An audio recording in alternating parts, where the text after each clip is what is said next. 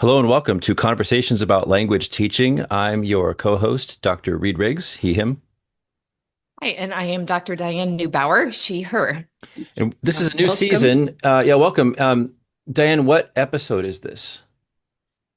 We should have checked. I Episode, think it's around 30, I think it's somewhere around 30. there. I think it's 30. Yeah, Yeah. I think it might be. Okay. hmm Is And it, so yeah. we're It we're was a known calling answer this question I was asking. There season. was a known answer Oh, you question. knew. Okay, display questions. Okay, very good, very good. Display for the audience. Yeah, sure. Yes, yeah. And we're calling this season Three. three, right? Yeah, Season yeah, yeah. three. We're, Mhm. we're obviously we're a little arbitrary. It's Just summer. We're it gets recording a this new in the number. summer. That's right. hmm Midsummer, Right, literally, yeah. Today is July 9th in our time, and then in your listener right. time, I don't know. I don't know when it is. Time Probably, travel. yeah. Um, True.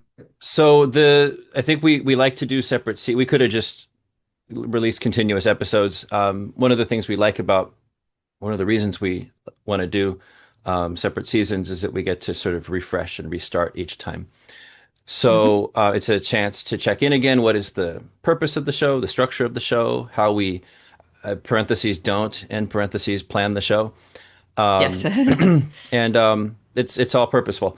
So Diane and I have been really interested and kind of captured by and involved in and doing conversation analysis research and really just loving and seeing the value in human interaction, in how human thought comes about in interaction. And we're not saying there aren't private thoughts that you have. The view from conversation analysis is that those aren't relevant to the interaction until they're made relevant to the interaction. That the interaction, human interaction, is a special thing. And animals interact too, but humans have this extra thing going on with language, with extra symbolism. We do all kinds of shapes with our hands and movements with our bodies, and all of this feeds into this back and forth, this turn taking. And that, Dan, you've left a lot of little messages. Sometimes we chat. Dan and I often chat with each other in little messages on the Facebook Messenger. Um, Mostly, yeah. yeah, and it's sort of like podcasting time to hear each other's thoughts and interesting ideas about teaching, about research, chickens, my baby, just interesting things. And so, yeah, and we're friends. So one of your And so the whole comments, point yeah, the I whole was point, thinking is to be able to recreate some of that kind of like professional friendship thinking, like the kind of the way that you hope to have a good colleague that you can bounce ideas off of and develop your own ideas in a richer way because of the interaction. right? And so in capturing these podcast episodes, we're not trying to have a polished presentation in advance. We're trying to work out our thinking on things that we already think deeply about. But by interacting and recording it, we're going a little step further. So occasionally I've had people say things about like, oh, who do you have as a guest? And it's like, well, it's not that we don't like podcasts that do that, but that's not our purpose.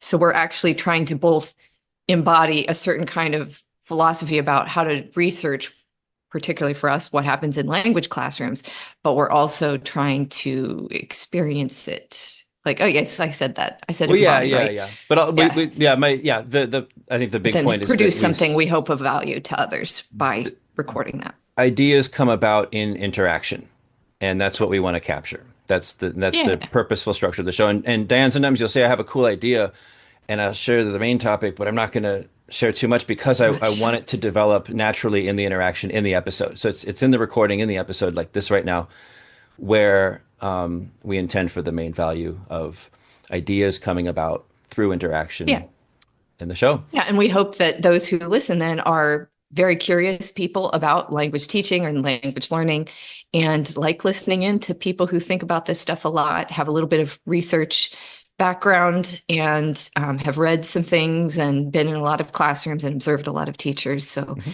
that's what we bring to the table. Yep. And it's very improvised. And so I don't see this as a downside, but I'll caveat, it's, unscripted. And so therefore it can be very tangential. And so you'll think, okay, here's the topic. Wait, where are they going with this topic?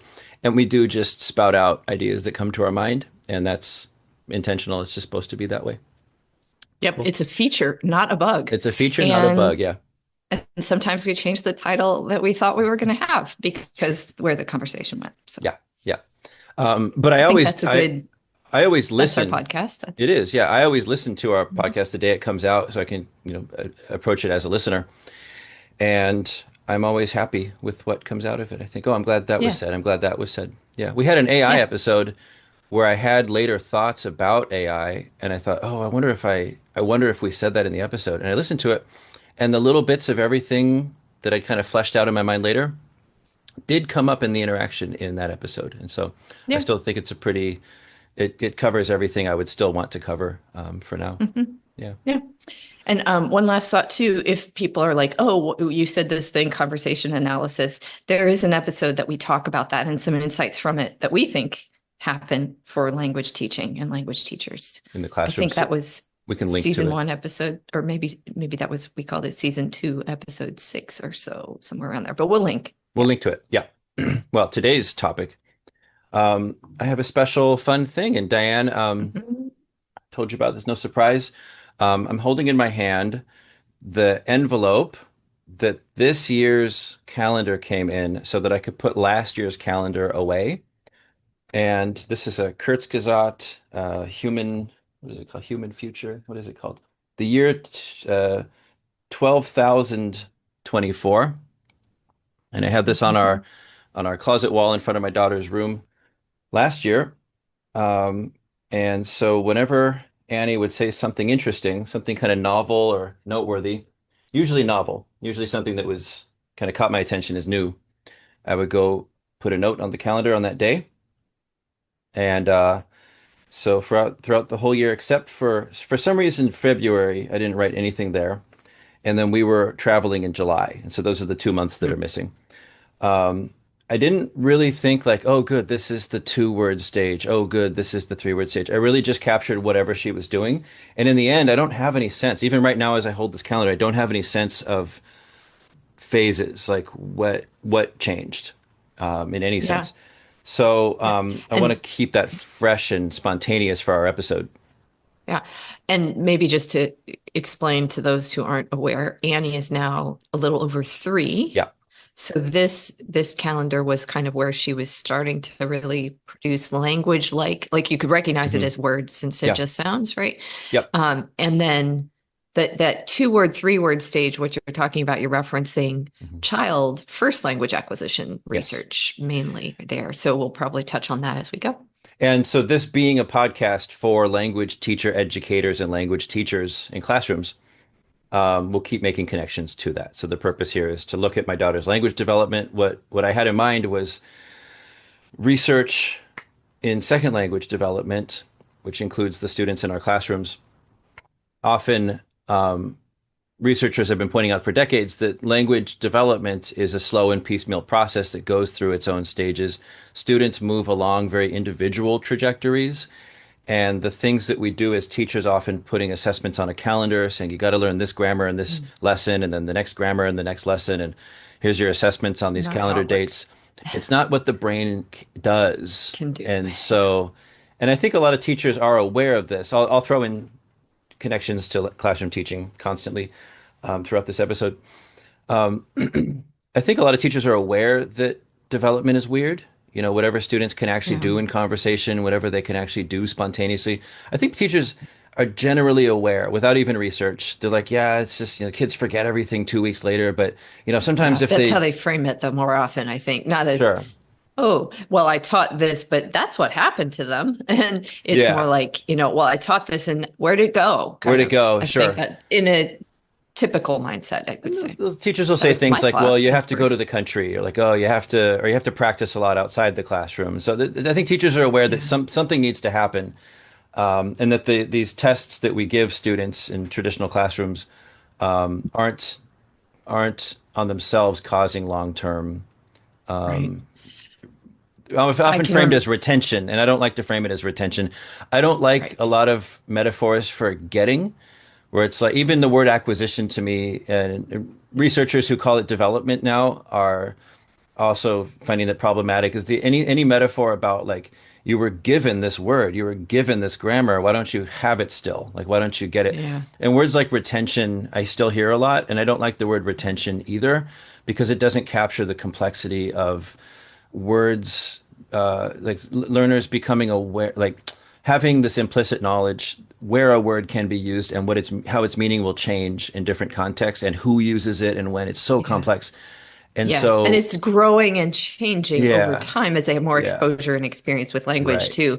And so it's not like they got this thing in a chunk that doesn't change or move. It's their mind encountered these things in different things and now it's trying to build its own little system based on whatever it got. And Yep. so, brains are smart, but they only have what they have been exposed to. Exposed to, yes. Yeah, but this Yeah. idea of getting, Well, getting and now keeping or somebody's getting going to and critique what retaining. I said there. I Uh, mean, they do yeah. more with it than just what they're exposed to. So my point is Yes. Yes. more that there is indeed more than just the input, so to speak, Right. happening in the mind of the learner. They're Yeah. creating things of their own. They're making their own system inside. Sure. I guess you metaphor could be like an artist, a student of art is going to observe a lot of art, but they're going to end up creating their own art, like their own styles and their own systems. And Yeah. that's what each person does with their exposure to so many other speakers of the language is they're building their own system. Right. Another metaphor for development, I don't think it's even a metaphor. It's one kind of development that I think is useful to think about when we use the word development. Babies go from having no mobility, they're just stuck on their back or they're stuck. I literally roll. We have a new 3 week old daughter, Emmy. And when we put Emmy down for tummy time, she's just stuck. Like she can wiggle her head a little bit. I do a thing where I put my fists kind of firm on the ground under her little frog feet. And then when she kicks Yeah. them forward, she does push herself forward. And I'm thinking, oh, I hope she Yeah. starts to notice this general idea of mobility, like that she can She affect can her do own it. movement. But she's just a 3 week old. Like I'm not. She's aware of things. I don't know what she's aware of. Yeah. But a stage that she'll go through probably in a 3 or 4 months, once they start to crawl, is their head pops up like a turtle's Mhm. head, like up in Yeah. the air, and they walk around kind of like a turtle for a while. Now, are these features, the crawling and the head up and the body movement, the body position, is this what they need as an adult walking around? It doesn't resemble it at all, but it's a Yeah. She's stage never towards seen that. you hold your head up that way and wiggle Also, not around in the in a certain way input. on the floor. True, true. Yes, Yeah. yes. And It's developmental. so a developmental stage, I think that it's good to have a metaphor or a definition here is to think of a developmental stage as some sort of form of things, like the way things are, that don't resemble later on. And so a Mhm. lot of times language teachers were like, no, no, no, we have to constantly get you performing like a fully proficient,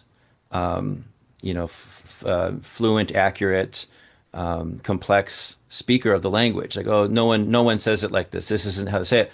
Well, a lot of things students do with grammar, learners do with grammar along the way, doesn't resemble accurate Exactly. native speaker, but these are stages, and they're going to go through these Yes. stages, and it's okay for them to go through these stages. And what you want to do, you don't scold your child Absolutely. for crawling. You just say, "Oh, cool, they're at that stage." So in my Hmm. classroom, for example, when I see students peppering "duh" everywhere in Chinese, "duh" is kind of like saying "of." 我的朋友, my friend, but it's like I, the friend, and it's like Yeah. it's my friend. Kind of a They call it, connective it's a word. connective Yeah. thing. Syntax call it the genitive marker. My students will put it everywhere it doesn't belong, and it's just all over the Mhm. place. And it's in their writing, it's in their speaking. They keep saying "duh," they keep writing "duh." It's like in all kinds of places, all after all kinds of words.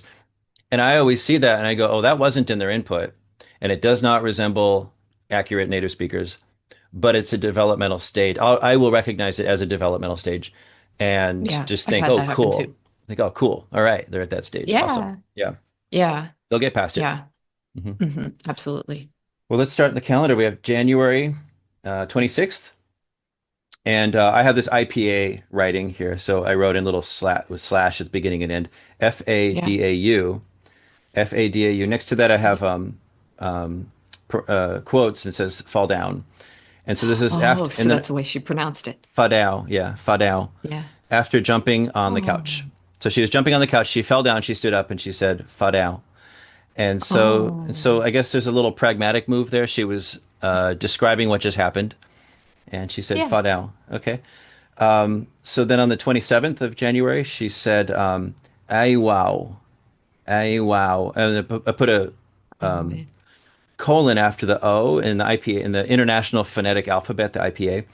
That stretches it out. So it's ay wow, and in the context, it was I wrote Annie Water, ay wow. Her older word for water was baka, and she said baka for months. And then Right. she had other words where the W was a b. So instead of w, it was b. And if you Interesting. think of where the lips are, w, b. Yeah, yeah, And yeah. then Try it out. I what? mean, And it's then yeah. other words where she would say the d sound was a g sound. And so I realized that baka is Go. just a she's Yeah. converting the consonants from w to ba Yeah. and d to g. So baka was water. Okay, Interesting. Yeah. yeah, yeah. I didn't know what that was for a long time, and then I started hearing other Somebody words where figured it out. Yeah. yeah, she was swapping out those consonant sounds, and Huh. then I figured out, there was always water around, or we'd be eating, and she'd say "baka," and then we'd go get her water, and she was happy, and making her happy was never easy. So there's multiple points of evidence to figure out what she meant. Okay, so January 28th, she says, "Oh yeah, dai sees muy, dai sees muy." And so I wrote above it, Daddy sneeze mui, M-U-I. That's the Vietnamese word for nose. Oh, And interesting. she's always been getting, like, so my wife, Nan, speaks constant Vietnamese with her, but 99% of the time. Once in a while, an English word here or there. They were baking just this weekend. They made banana bread muffins. And Nan was using a lot of kind of technical baking words in English, but like code switched in, but Hmm. otherwise speaking Vietnamese. And so, yeah, a lot of pointing to body and saying body at that age. I should clarify. Let's Yeah. see, January 2024, and Annie was born in April 2022. And so, Right. April 2023 should be one.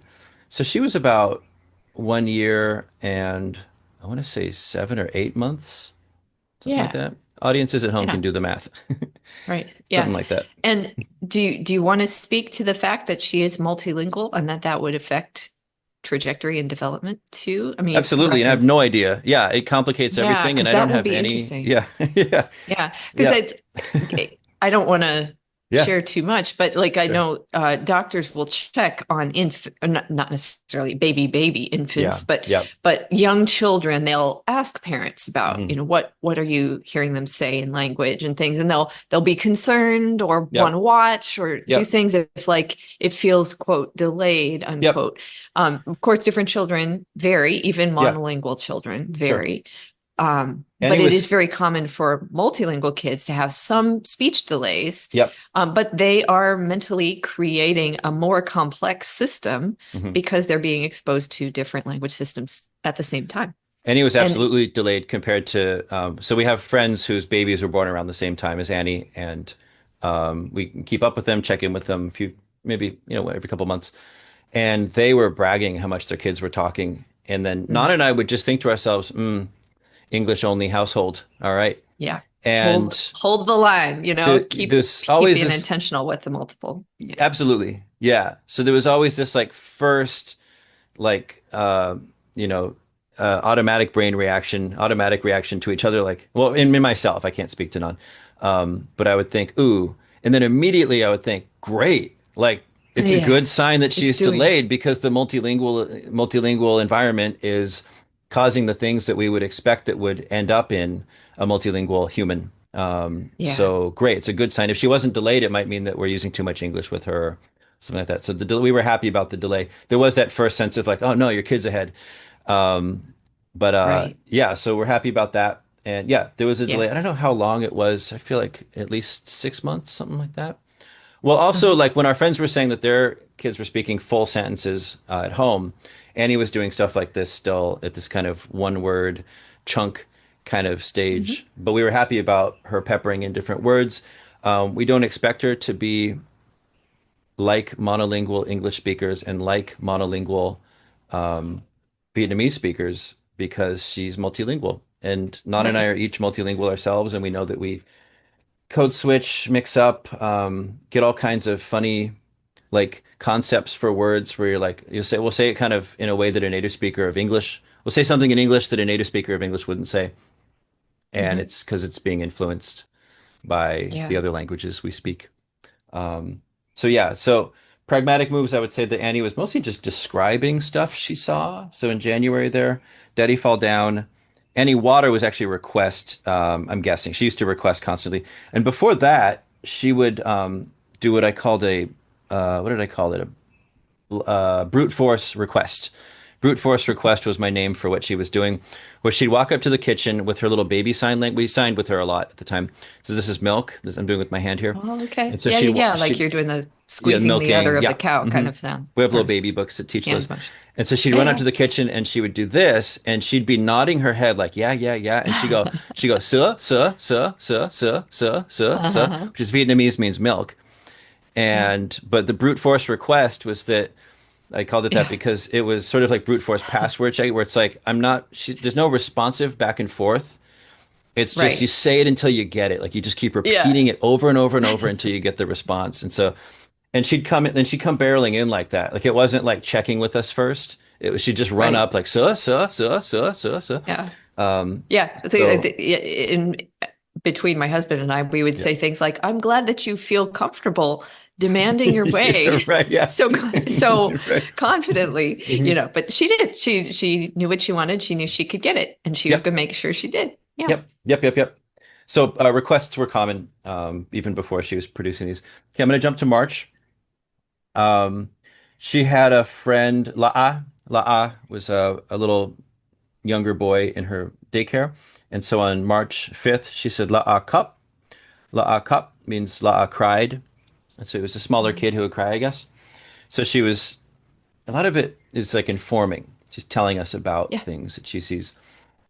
Friday, March 8th. Oh, can I ask on Yeah. that one? Hmm. This was later in the day, or were you there present while Later in the the day. younger child was crying? Later in the day. So she was telling you, she was letting you know what was going on in her day. Yeah. Yep. Wow, And okay.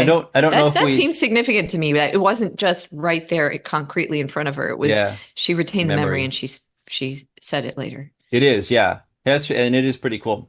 And I have this weird sort of like, it's like when they say like security tapes, they're like, well, it only keeps it for 48 hours and then it erases over the old tape. Yeah. My memory does that where I'm just like I have sort of like a window of memory, but then beyond that it sort of compresses and I'm like, Mm. I don't know if that was a year old or it's for some reason I have this impression that like she was this incompetent baby up until 2 months ago. And then I go back and I see videos where she's Yeah. saying things and I'm like, oh wait, no, that's a full thought. Like that's a Yeah. real she's been a thinking person for quite some A time. long time. Yep. Yeah. Um, okay, so March 8th, she said, so I'm going to read this. Assas, abu sauce, applesauce. Oh, I didn't okay. write out the English in quotes here, but it makes sense to me. Assas. And then Yeah, so she, she's kind of got a three syllable. assas, abu sauce. She self-corrected there. That Huh. was interesting to me. Yeah. Oh, yeah. And then kiwi, she would say wee wee. She still does this where she'll sort of preemptively say the syllable that'll come later and she'll put it in both places. So Huh. a peacock at the zoo. I was like, hey, peacock, peacock's really cool. Look at that peacock. It's so cool. And she goes, oh, cree craw. And and I was like, oh, that's how she says peacock. And then later in the day, she said cree craw. And I was like, I forgot what that was referring to. She was Uh, talking about cree. And then for days, every couple of days, she would say something like cree craw, cree craw. This is just recently. And so then I wanted to capture it on my phone. So I said, okay, yeah, you just said the cree craw. That's how you call it peacock. And she goes, no, I don't say that. I say peacock. And I was like, oh no. And she corrected it. And then I kind of messed it up because I liked that she was saying cree craw. yeah. The Yeah. little cute things. This is to bring it back to a language teaching thing Yeah. too. Yeah. Like when parents have those little things happen that are these like non-native like production from their own child, Yeah. often it's like that. Oh, that's so cute. Yeah. Like my brother called, he went to a daycare service a couple days a week when he was like 2, and he called it Yavdi. Yavdi. it was sitter service, but it Oh, became Yavdi. And so we all had to learn what Yavdi was, and we would talk about it as You're going to yeah, Yavdi yeah, today, yeah, Chris. Let's get in the car. yep, And we loved it. And like, why language teachers should celebrate the production of their students that way sure, too. sure, Not because we want to think that now we're going to leave it forever like this. right. But again, this is a developmental process of growth. And if you're understanding and being able to communicate, or they're even trying to get a message across to you, that's a part of success right there. Right. And so you continue to provide modeling of the native like production of it. Yes. Yep. And their system is developing. And in the case of a young child, they're physically developing muscles, and to some degree, even second language learners are developing the musculature necessary to produce that kind of Sometimes. a sound, and that develops sometimes too. So Yep. yeah, I was only happy after about 2 years of the Chinese R sound. Like, I remember being intentionally trying to match it very early, and I couldn't. Mm-hmm. And so, Yeah. there you go. Yeah. That's the sound. And I like it now, but Yeah. it took a long time, because when I've had students say, like, wait a minute, what is that sound? Mm. And it's like, well, it can be transliterated like an R, like a J. It's somewhere in that range. Or it's a sound you don't have me, in English, and so just take some time with it. Yeah. Exactly. Just let yourself hear it. If you produce it in a similar way to an English R, at least an American R, you'll probably be understood. That's good enough for now. But just to let you know, my experience was a couple of years. And it started to become consistent. And these things these things shouldn't be. Textbooks will treat it like language classroom textbooks will treat these things as a sequence where we're going to learn and master the sounds first, and then we can't move on. Or if you move on, then maybe you're not ready to move on if you haven't mastered those sounds first. I heard a teacher comment once. Someone was asking about a student in a office with teachers. It's back at UH and University of Hawaii. And then one of the teachers said, "Oh no, that student isn't. He's not as advanced as you think he might be, because even his R sound isn't accurate." Mm-hmm. And I was like, that is a strange measure, but you're assuming a sequence. You're assuming that first they have to master sounds. And then if that isn't mastered, therefore, there's no way they could be that far ahead. They're clearly far behind. And so all those words come later, and then grammar comes after that. And that idea of that learners pick up language in a sequence is just wrong. And if you're teaching that way, then you're really not matching. You're not providing for what students need, what their brains need, what their, I guess, social interactional needs need as well. It's much more iterative. Yeah. If you're like, not even like paint layers, but like, it's continually reworking and refining. And so maybe more like sandcastle making or something, and the water's coming in and it's swishing it around and it's kind of changing. And the other thing that I see though with that pronunciation issue is that people will think that, well, see, this person's stuck in this very non-native like accent because they're a later learner and they didn't get explicit correction all the time right away. And I'm seeing this a lot with some talking about it in Chinese. And I think part of the problem with that is perhaps, I agree that can happen. I think it happens when that person has never really heard to be able to distinguish sounds that are existing in this new language that aren't in their home language. Right. And so they are being forced to be producing language so fast, their mind and their literally maybe their physicality of their body can't produce the sound from that new language, because they're pushed so hard to produce it so fast, so early, before they have an ear for it, before they distinguish the sounds, before their body gets used to producing that sound over time in a developmental way, Yeah.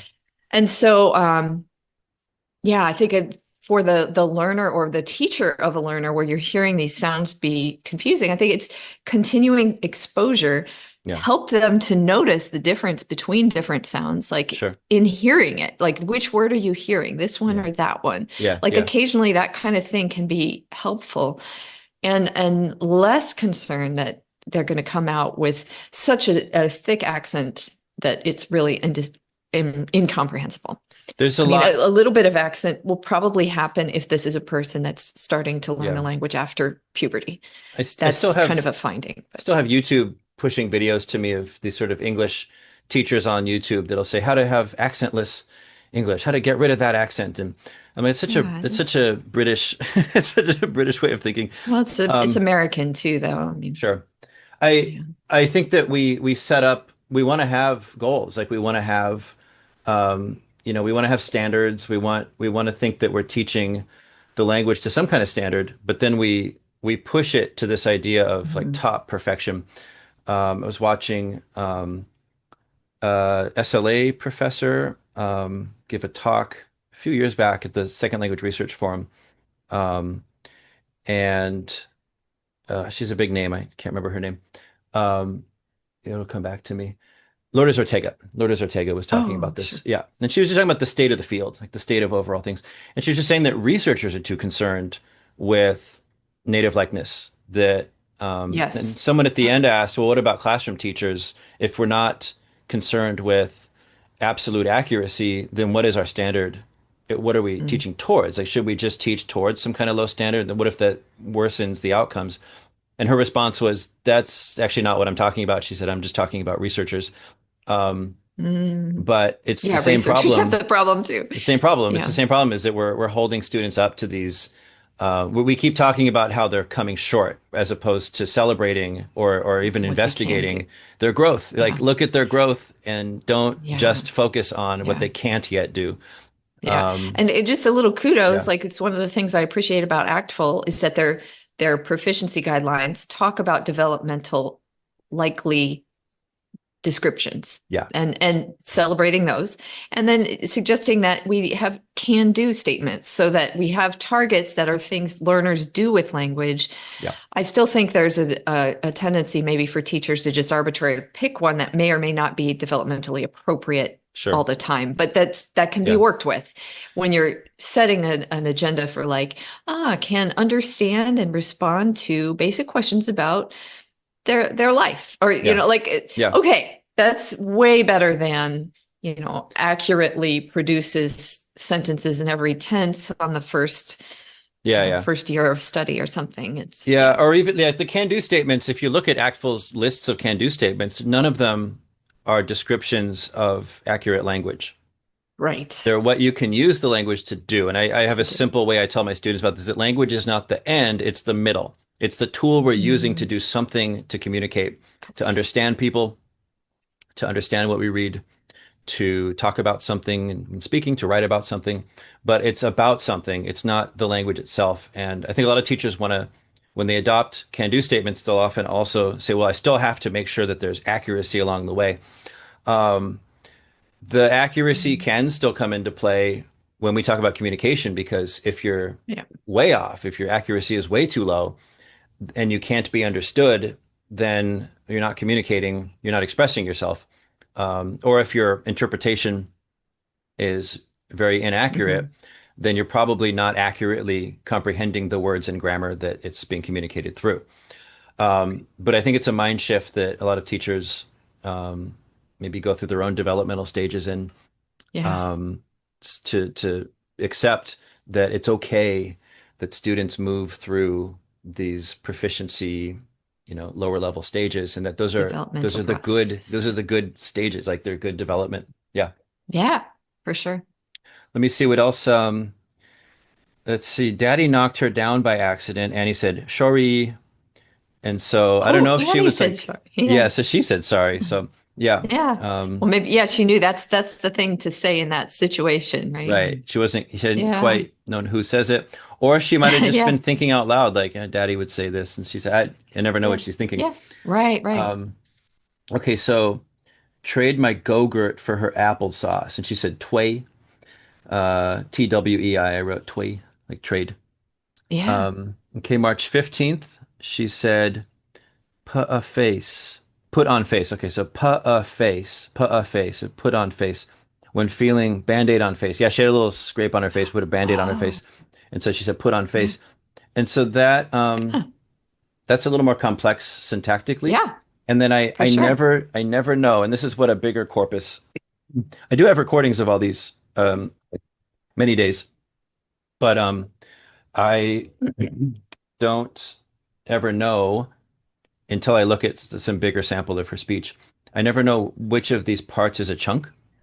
Hmm. And so Yeah. this Does might she be just have that as put on face as one thing put on face might be versus one put thing, on put on might be face? one thing, on face might be one thing. Hmm. Like I don't know what her mental representation is.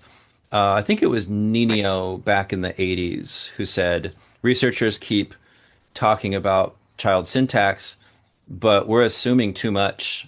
Like we Mm. see what children are saying. We have recordings of that. Like we can look at that, but we don't know in their mind like what Yeah. breaks down into what. Where's, Yeah. yep. Yep. Yep. Yeah. Let's see. Interesting. Oh yeah, Yice. Yice was a lion for a long time. Oh, Um, and then C Ais. Oh, C Annie. Yeah, she kept putting S's on things. oh, That was a little yeah. stage where she kept putting S's at the ends of stuff, and I guess it was an overgeneralization that Yeah. just like my students putting duh everywhere. She was hearing S's on the ends of things, and so S's went on the ends of things. Um, Yep. And you said she did I in the place where we would say me in English, I think. Is that right? I uh, think I remember that, like you just were now or describing a long that. time Like, ago? no, I mean, like I thought that the one that you just read Oh, was about that too. lion. I wrote Yais, Yice. Oh, and then Yeah. C I's was C Annie. Yeah. Yeah. Was that I that would like see No, so Annie was I? No. Ai. Annie was Ai for a long time. Oh, gotcha. Ai, Okay. Ai, yeah, Ai. And so Ai, but then she put the S on the end of that too. And then on March 28th, she said Yais again when she saw a lion in a book. She said Yais. Mm. And so that was her lion. But you can see how like how far off it is from Yeah. adult native like pronunciation. And we don't correct it. That's another thing. And so Noam Chomsky pointed out a long time ago, and I can confirm adults don't often correct children. It's correction is rare, but they still keep developing along and then eventually become, and they don't even become adult like at age 3 or age 4 or age 5 or age 6. They have 6-year-old speech at age 6. They have 7-year-old Yeah. speech at age 7. It's like they have their own sociolinguistic category of like talking like their peers at each age. A Yeah. 10-year-old doesn't talk like an adult. A 12-year-old talks like a Right. 12-year-old. Like there's so many mini stages that's so slow. Like it's so slow Yeah. for native children. Um, let's see. Mommy Bay. This went on forever, and she still says this actually. Bay is Vietnamese. Bay means to pick up, so you pick Oh, up a baby's yeah. bay. And then she said, "Mommy Bay, Giraffe Bay." Yeah, this was an interesting one. She wanted mommy to hold her stuffed Good giraffe, for her. Yeah. and so the way she said it was "Mommy Bay, Giraffe Bay." Uh-huh. Interesting. Mommy hold the Yeah. giraffe hold, something like that. Yeah. Yeah. And so Yeah. it's just this Yeah. like piecing it together. You had a good metaphor. I think I talked about it like the Star Wars Death Star in Return of the Jedi. It's like you're watching it be built, and then you had responded, Diane, it's probably a month or two ago, and you said, yeah, and it's and her language system. I had said her language system is kind of like Oh, the yes. that thing still being built, and then you said, yes, but it's fully operational. Yes. In Yes. terms of being able to communicate, it's completely functional for what we're doing in the home, for what we're doing in our context. And so this, I think it's important to compare contexts, and we're running Yeah. out of time on our recording here. We could extend if we Mhm. want to, but so a home environment is one where adults don't have to be aware at all of how language development happens according to researchers. Adults just kind of know, like adults just assume or sense that the child is just going to keep changing. Like the child is Mhm. just going to keep growing. They don't have to know where it's coming from. There's so many adults with probably different levels of awareness. Some are way too busy to ever stop and think about it, but they don't sit and correct their kids. Now, some adults do. I think it's rare, but some adults do sit there and correct their kids all the time. And it doesn't matter. Kids develop anyways. But Right. but does that mean we should do exactly that in a classroom? And I would say no, because our input is so much more limited. Now, a lot of teachers will respond and say, or respond to that idea by saying, "Oh, you have to go to the country. Of course, you can't learn it in a classroom." I've heard this many times over my career as a learner, and I don't think that's the solution either. I think immersion, small child immersion, is the closest to what we should all be doing. We shouldn't do exactly what kindergarten immersion do when we're teaching high school or college. Not exactly, but there are principles from it where you should be using the language a lot, Yep. and respecting development. Assessment should be really focused in communication. So those are the main, I think, takeaways. Agreed. But yeah, recognize that development is a natural thing, and second language learners go through it too. Yeah. Okay, well, I've been Reed Riggs. And I am Diane Neubauer. Thanks for listening. Thanks for listening.